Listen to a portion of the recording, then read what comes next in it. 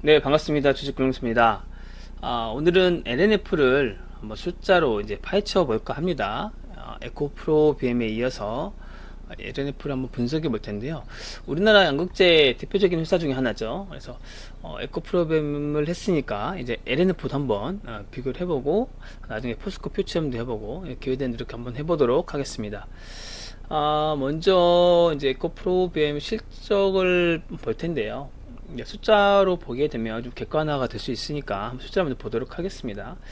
2022년 에코프로 비행과 마찬가지로 이 LNF도 매출액이 YoY로 300%나 성장을 했습니다. 그러니까 에코프로 BM이 지금 260% 정도 좀 성장을 했었죠. 근데 지금 보니까 LNF도 무려 300%나 성장을 크게 했다고 보여지고, 올해 1분기에는 이제 YoY 대비해서 매출이 146%나 성장을 했습니다. 그래서 성장폭이 굉장히 가파른 양극재 회사들이구나 라는 것을 알 수 있고요.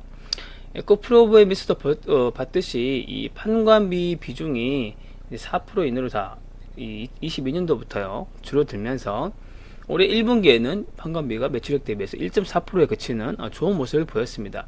그러함에도 불구하고 영업이익률이 3%밖에 유지가 되지 않았는데, 이것은 이제 매출 원가가 워낙 높아져 있기 때문에 그렇습니다. 그래서 매출 원가가 자체가 지금 그 광물 가격과 연동되는 구조라서 리튬 가격이 급락하면서 이제 판가 인하 압력을 좀 받았겠죠. 그래서 이제 매출 원가가 반대로 올라가는 그런 구조에서 무려 1분기에 매출 원가가 96%나 됐습니다. 그래서 최근 3년 내에 가장 높은 원가 비율을 1분기에 높아졌고, 그리고 그로 인해서 영업이익률이 3% 정도로 줄어들었다라고 보시면 될 것 같습니다.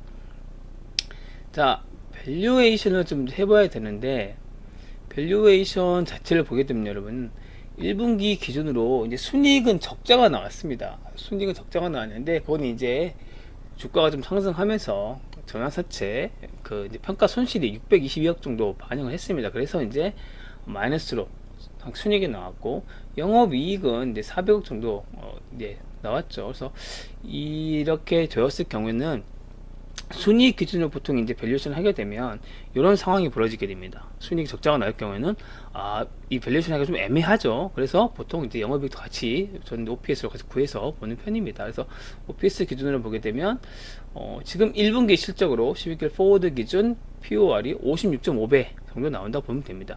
일반적으로 보통 이제 그 성장사들 재무구조 괜찮은 회사들 보면 영업이익의 보통 한 80%, 70%, 또 적게 나온 60% 정도까지는 이 순이익이 나오죠. 영업이익에서 60%에서 80%가 이 순이익으로 보통 나오고요.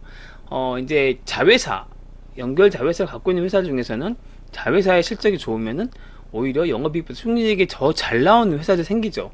그러면 이제 피어 그룹 간에 비교했을 때 밸류에이션 산정이 굉장히 어려워지죠. 그럴 땐 차라리 그냥 이렇게 OPS를 구해서 하는 게 더 객관화 시킬 수 있는 데이터 방법입니다. 그래서 지금도 POR 기준으로는 POR 기준으로 56.5배고 PBR 기준은 7.3배다.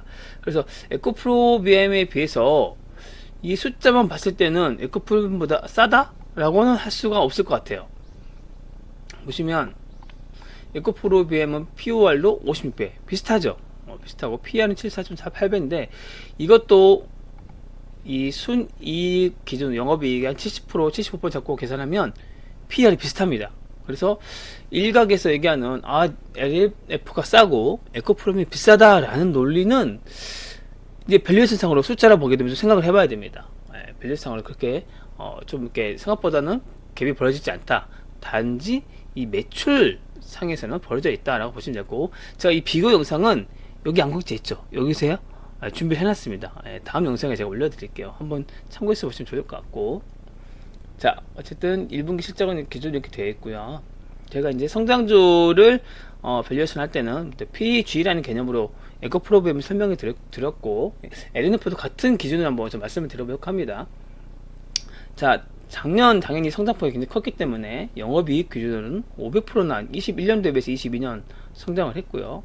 순이익 기준으로도 무려 341%나 성장을 했습니다. 그래서 22년도의 한 해는 LNF와 에코프로 BM 같은 양극재 회사에 굉장히 큰 성장 가져다준 한 해였구나 라고 보시면 됐고, 대신 주가가 22년도에 많이 상승해야 되는데 오히려 22년도보다는 23년도에 상승을 많이 했죠. 그러니까 이게 좀 반영이 주가보다 늦게 된 것 같아요. 예, 그런 부분이 있고, 그리고 제가 말씀드렸다시피 POR로 봤을 경우는 0.113.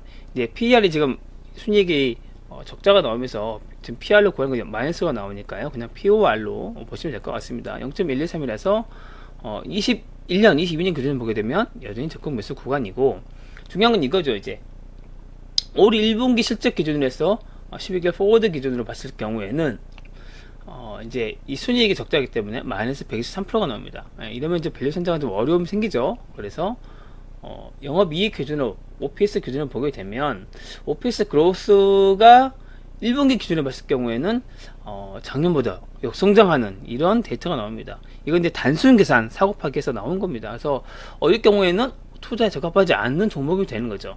이럴 경우에는 회사에 어떤 일이 있는지, 또 2분기에 어떤 일이 벌어졌는지를 이제 판단을 해 보셔야 되는데, 2분기부터는 이제 LNF에 굳이 이 공장이 가동이 됩니다. 그래서 사실상 1분기가 가장 최저 실적일 가능성이 높다라고 보여지고요. 애널리스트들도 이제 공통적인 의견이 1분기가 저점이다. 2분기부터 실적이 굉장히 좋아진다라는 이것 때문에 이제 애널리스트들은 계속 LNF의 바이콜을 계속 외치는 거고요. LNF 실적 추정치도 이제 꽤 근데 애널리스트마다 좀 차이가 납니다. 그 부분 여기서 데이터 보고 말씀드릴게요. 어쨌든 지금 1분기 실적 기준으로 봤을 때는 이건 좀 밸류가 굉장히 비싸다 라고 볼 수 있고, 앞으로 2분기, 3분기, 4분기 가면 실적이 좀 좋아질 가능성이 높다 라고 보시면 될 것 같습니다. 자, LNF 같은 경우 제가 그 에코프로그램에서는 이제 하이투자 정원석 애널리스트랑 유안타 이하나 애널리스트, 그 NH 주민의 애널리스트 기준을 했었는데, NH 주민의 애널리스트가 LNF를 좀 커버하지 않기 때문에 이창민 애널리스트, KB 이창민 애널리스트 자료를 가지고 왔습니다. 그래서 보시면 이제 올해 실적 기준도 있고, 그 다음에 25년 실적 기준이죠. 그래서 향후 2년 동안에 얼마나 성장할 것인가 라고 보게 되면 영업이익은 165% 정도 성장할 것이다. 순이익은 196% 성장할 것이다 라고 이창민 애널리스트가 아주 LNF를 굉장히 좋게 보는 모양이죠. 이렇게 해서 이제 평가를 해놨고, 그러면 이 POG 기준으로 봤을 경우에는 이 밸류에이션 현재 주가 56배 기준에서는 2년 뒤에 0.341이 나오기 때문에 적극 매수할 수 있는 구간에 들어간다 라고 볼 수 있습니다. 자, 정원석 애널리스트 자료를 볼게요. 정원석 애널리스트는 순이익 기준으로 이제 5,544%가 나온다고 보였습니다. 와, 엄청나죠? 왜냐하면 이 정원석 애널리스트는 LNF의 1분기, 그러니까 올해 1분기를 포함한 올해 이제 순이익 자체를 굉장히 낮게 보고 있어요. 90억 정도밖에 안 나올 것이다 라고 보고 있습니다. 그래서 25년도에는 이것이 이제 5천억이 넘기 때문에 당연히 이렇게 5,544%가 나오는 거죠. 그래서 순이익 기준을 봤을 경우에는 큰 폭의 성장이 일어날 것이고, 영업이익 기준을 봤을 경우에는 23년에 대비해서 25년까지 134% 정도 성장할 것이다 라는 예상을 지금 하고 있습니다. 그래서 요 POG로 보게 될 경우에도 지금 정원석 애널리스트 기준으로 봤을 때 0.421이 나오죠. 그래서 이것도 적극 매수 구간에 들어갈 수 있겠구나. 쉽게 말하면 에코프로비엠이나 LNF나 2년 뒤를 보고 간다라고 하면 지금은 적극 매수할 수 있는 구간이다 라는 개념으로 볼 수 있겠습니다. 자, 유안타 이하나 애널리스트 자료인데요. 이 애널리스트가 LNF를 굉장히 좋게 보고 있어요. 그래서 OPS 기준으로는 214%, EPS 기준으로도 218% 성장할 것이다 라고 예상을 하고 있습니다. 그래서 POG를 계산하게 되면 0.263이 나옵니다. 그러니까 0.421, 0.341보다 이 LNF를 가장 좋게 보고 있는 것은 이 애널리스트다. 그러나 어느 정도 좀 이게 너무 좋게 보고 있는 입장과 또 너무 안 좋게 보는 입장하고 좀 중간 지점 보게 되죠. 보통 이제 이차비 애널리스트가 중간값을 좀 내고 있긴 한데, 어쨌든 이 LNF도 FP와 마찬가지로 2년 뒤 성장성을 보고 된다면 지금 이 PER 56배에 POR 56.5배에는 나중에 정당화 될 수 있다라는, 그렇게 이제 숫자로 생각하시면 될 것 같고요.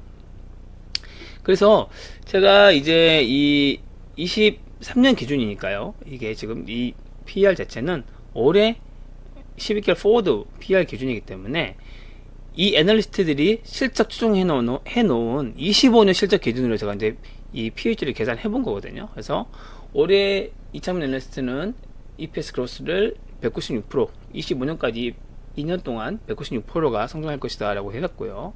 25년 기준으로 이 LNF의 PER은 몇 배가 나오느냐? 12.8배가 나올 것이다 라고 예상을 해놨습니다. 그래서 그렇게 되면 PEG가 0.660으로 떨어지죠. 그래서 2년 뒤에 이 성장성을 가지고 PEG 계산하게 보면 굉장히 낮게 나온다.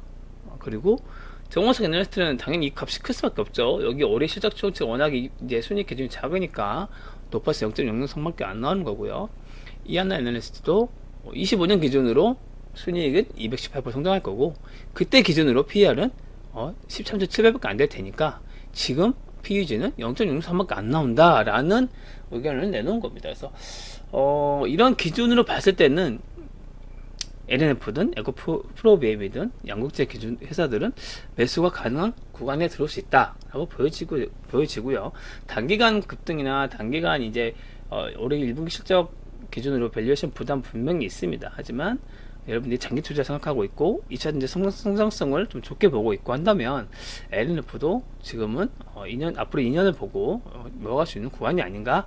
특히 올해 1분기 실적이 가장 저점이고 2분기부터 이제 굳이 2020이 가동되면서 숫자가 좋아지게 된다고 하면 한 번쯤 매수를 고려해 볼 수 있는 그런 시점이다 라고 볼 수 있겠습니다.